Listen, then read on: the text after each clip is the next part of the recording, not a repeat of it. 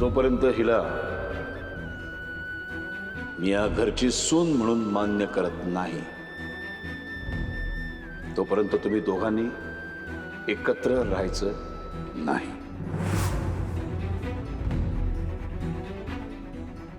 बोलणारी माणसं असतात ना, ती प्रत्यक्ष कृती करायची वेळ आली की अशीच नांगी टाकतात।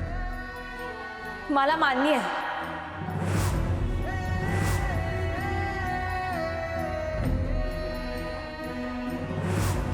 तुम्ही मला घर दिलंय, पण त्याचं कुटुंब तेव्हाच होईल जेव्हा घरातली माणसं मला स्वीकारतील।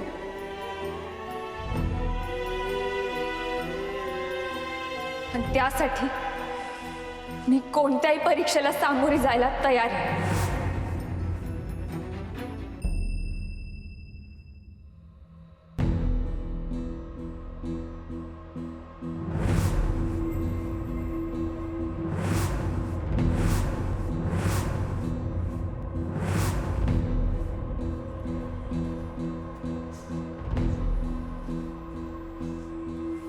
कधी आलात?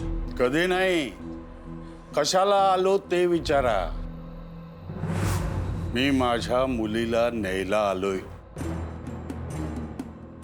कारण इथे तुम्ही जो तिचा तमाशा केलाय ना, तो माझ्या सहनशक्तीच्या पलीकडे गेलाय।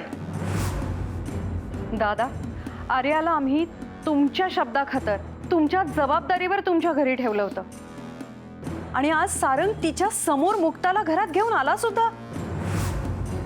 कुठे गेला तुमचा शब्द? कुठे आहे तुमच्या शब्दातलं वजन? उभ्या आयुष्यात आम्ही आमच्या मुलीच्या डोळ्यात पाणी बघितलेलं नाहीये, आणि आज तुमच्यामुळे ती रडतीये। यासाठी तुमच्या घरी ठेवून घेतलं होतं का तिला?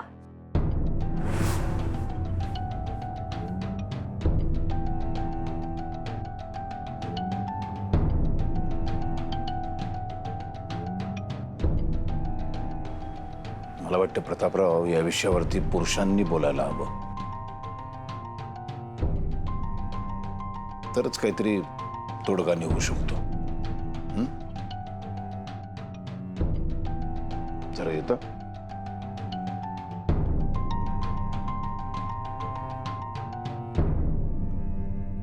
प्रतापराव, तुम्हाला माहिती आहे, माझा शब्द पाळण्यासाठी मी कुठल्याही थराला जाऊ शकतो। त्या पोरीचा जीव घेणार होतो मी, पण नेमकी बातमी मीडियापर्यंत जाऊन पोहोचली। त्यात बाजार समितीच्या निवडणुका तोंडावरती आल्यात, तेव्हा आता ह्या क्षणी मी कुठलाही मोठा निर्णय घेऊ शकत नाहीये। आणि त्याचाच फायदा तुमचा मुलगा घेतोय,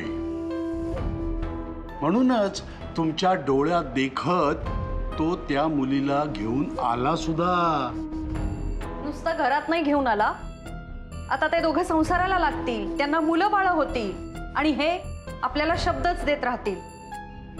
तुमच्या शब्दाला तुमच्या मुलानंच केराची टोपली दाखवलीये। सुमती काकू, माझ्या वडिलांना असं बोललेलं मी खपवून घेणार नाही। ती मुक्ता या घरात आल्याचा त्रास तुमच्यापेक्षा कितीतरी पटीने त्यांना होतोय। आम्हाला कोणालाच नकोय ती मुलगी, पण ती मुलगी प्रमाणापेक्षाही चालाक निघाली, आणि चालाकीनेच ती या घरातही घुसली। पण दादांनी योग्य ती चाल खेळून त्या मुलीला या घराबाहेर ठेवलंय।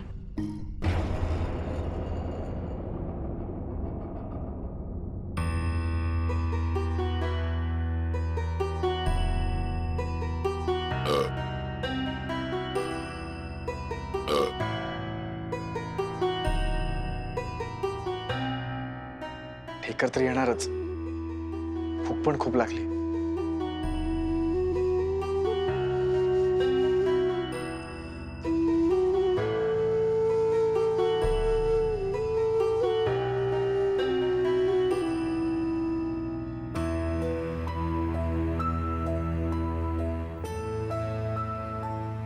त्यांनी तर काहीच खाल्लं नाहीये,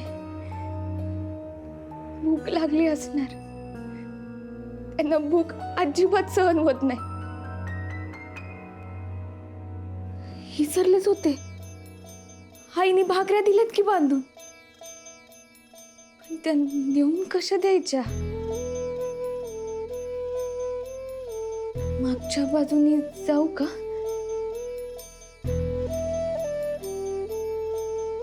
आशाकडून नेऊन देते.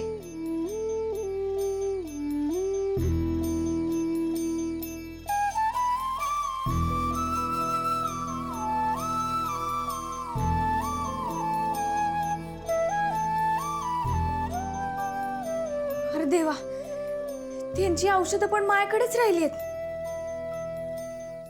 मलाच जावं लागेल. खरं बोलते ती. घरामध्ये नाहीये मुक्ता. तिला मी आउट हाऊस मध्ये ठेवलंय. विश्वास बसत नसेल तर चला, स्वतःच्या डोळ्यांनी पहा. या.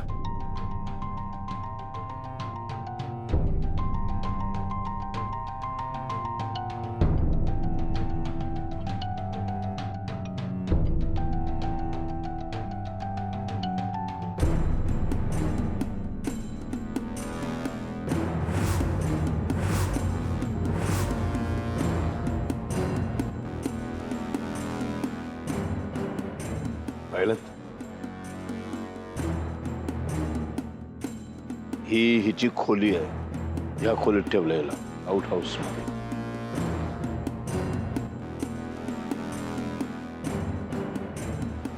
झालं समाधान? आणि तुला पाहायला आलेत.